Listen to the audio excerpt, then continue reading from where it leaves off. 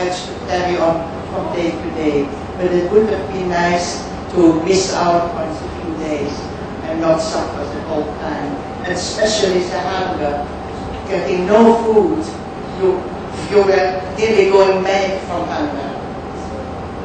A senhora teve contato no campo de concentração com um notório e temidíssimo criminoso nazista que terminou se refugiando no Brasil, o Joseph Mengele. Que lembrança a senhora tem desse ponto?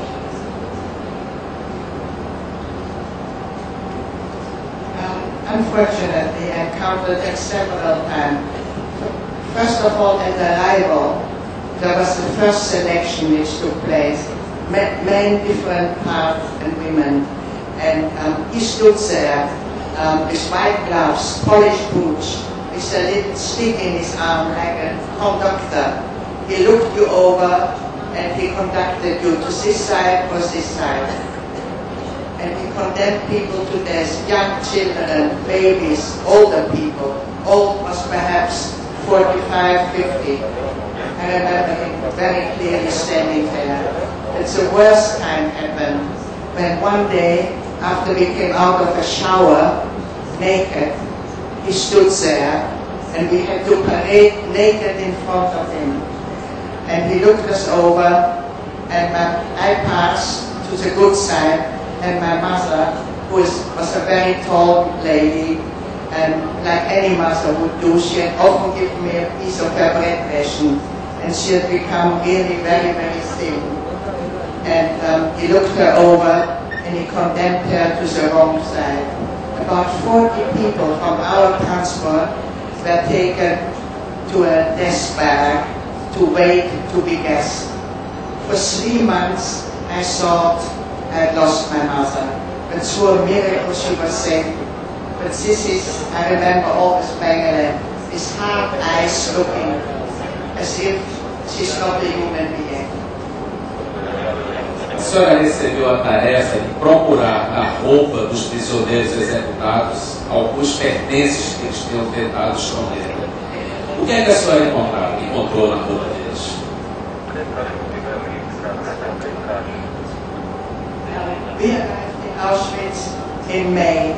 In June 1944, the Hungarian Jews were rounded up. And every day, thousands of Jewish people came to camp. So my mother and me were taken to a certain work. It was called Canada, sort of the nickname for plenty and better life. And that is where we had to sort out the belonging, which was confiscated of the people who arrived. And we had to open out the hems of the garments because people had brought gold or jewelry or money.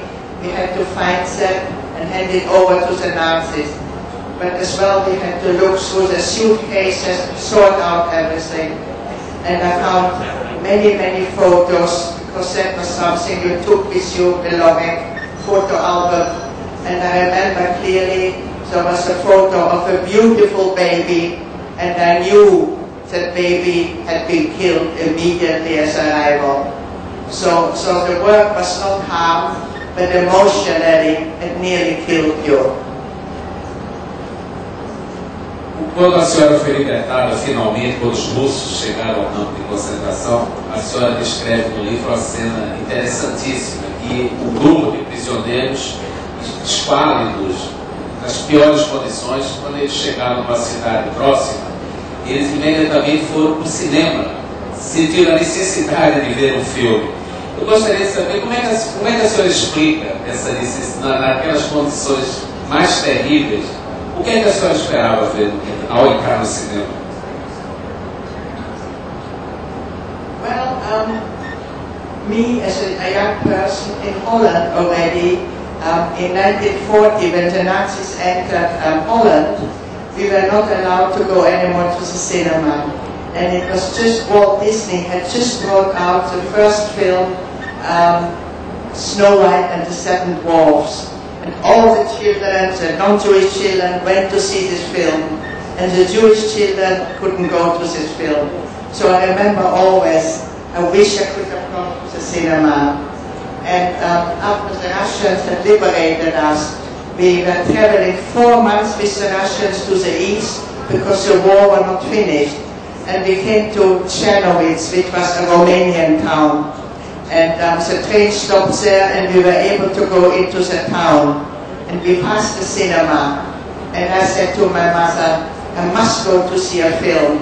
After all the suffering of being cooped up, a film was something out of another world.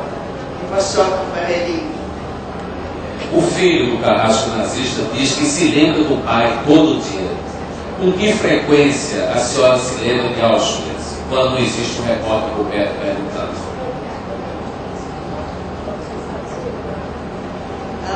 I speak now a lot in school. I spent already for over 20 years. I go into schools, I go into prisons, I travel to America, to Germany, in England, and so of course I speak a lot about this terrible time. So I think about it all the time. But of course if I go to a play or we have a family reunion and I love life, I go to music, to concerts, of course I don't think about it. For many, many years it was always in my head because I didn't speak about it. But once you were able to speak about it, it's not so much with you anymore. But like I said before, the person, the people you have lost is something you will never forget. Pois eu entendi que alguém estranhou eu ter pedido para ela mostrar a tatuagem, mas no livro ela conta que ela fez questão de manter a tatuagem e ela faz questão de mostrar é uma prova física do que ela passou em Auschwitz e na intolerância. Então eu acho que eu não fui desrespeitoso ao pedir que ela exibisse a tatuagem, porque é uma coisa que ela faz questão de manter. Bom, eu queria... O Moacir Sclier fez um texto muito bom, ele falando do sentimento de culpa dos sobreviventes. Os que escaparam do campo de concentração, muitos passaram o resto da vida se torturando e se perguntando por que eu escapei se tantos morreram. Então eu queria que ele falasse sobre esse sentimento de culpa de sobreviventes, como é que ele vê isso, e a gente podia perguntar a ela depois se ela tem esse sentimento também. Em primeiro lugar, eu quero agradecer a Porto. Esse convite é a segunda vez que eu venho e vejo esse evento cada vez maior, cada vez melhor organizado. É realmente um evento que coloca o Brasil no mapa cultural do mundo. Portanto, Pernambuco, Cidade Unida, Porto estão de parabéns por esse evento e, sobretudo, pela escolha desse tema. É um tema que não perde nunca a atualidade, ainda que, como disse o Geneton, frequentemente ele seja distorcido e nos últimos tempos nós temos visto, inclusive, várias tentativas nesse sentido. Quero também saudar a Eva, que eu conheci agora, e sempre como o Geneton, eu li o livro dela no golpe, porque realmente o livro é muito bom. Muita gente vai inevitavelmente comparar com o livro da Anne Frank, mas é diferente. O livro da Anne Frank é muito mais a Anne Frank, a personagem, a pessoa que ela é, uma pessoa fascinante. O livro da Eva é muito mais o relato, que eu diria até quase factual do que aconteceu, cuja leitura, por vezes, se torna absolutamente insuportável. Precisa ter estômago para esse. E aqui está falando um médico que não viu poucas coisas horríveis na vida, né? Mas eu devo dizer para vocês que a descrição dela, em alguns momentos, chega ao nível do insuportável. Bom, eu quero também me referir a essa bela entrevista que o Geneton fez, e sobretudo aquele soldado. Houve um momento assim que me tocou, né? O fato de que ele mencionou a Rússia. Acontece que meus pais eram da Rússia, né? Como era a Clarice, que viveu aqui em Recife. Meus pais, com as famílias deles e muitas outras famílias, eles saíram da Rússia nas primeiras décadas do século XX e vieram para o que era para eles um verdadeiro paraíso, que que era a América, o Brasil, o Rio Grande do Sul, em especial, onde eles se radicaram no interior do Rio Grande do Sul, primeiro em colônias agrícolas, depois várias vezes mudaram para a cidade, e foi na cidade de Porto Alegre, no bairro do Bonfim, que eu cresci. Cresci, tive uma infância, era uma família pobre, mas era uma infância feliz, né? E muitas vezes eu me perguntei, né, o que teria acontecido se meus pais não tivessem vindo para o Brasil. Se eles fossem daqueles que ficaram na Rússia, que talvez já adultos, eles não teriam escapado dos campos de extermínio como a maioria deles não escapou. E talvez junto com eles, a família deles, né, talvez um filho, né, não chamado Moacir, mas com o nome russo que eles teriam lá, né, e que certamente não escaparia também das câmaras de gás. A guerra era uma lembrança constante para nós. Eu era criança, quando da Segunda Guerra, mas a gente vivia essa realidade, né? Eu tive um primo, o artista plástico Carlos Esclia, muito famoso nesse país, né, que foi em pracinha, serviu na Força Expedicionária Brasileira, lutou na Itália, né, e dele nós tínhamos então notícias. Mas uma coisa interessante é o seguinte, que a guerra vivida por nós, meninos do Bonfim, era uma coisa lúdica. Era aquilo que a gente via nos filmes do cinema Baltimore. Diferente da época, a gente podia ir ao cinema. O cinema era de uma família judia. E a gente via aqueles filmes, né, que mostravam um esquema mocinhos contra bandidos. Né? Isso também orientava as nossas brincadeiras.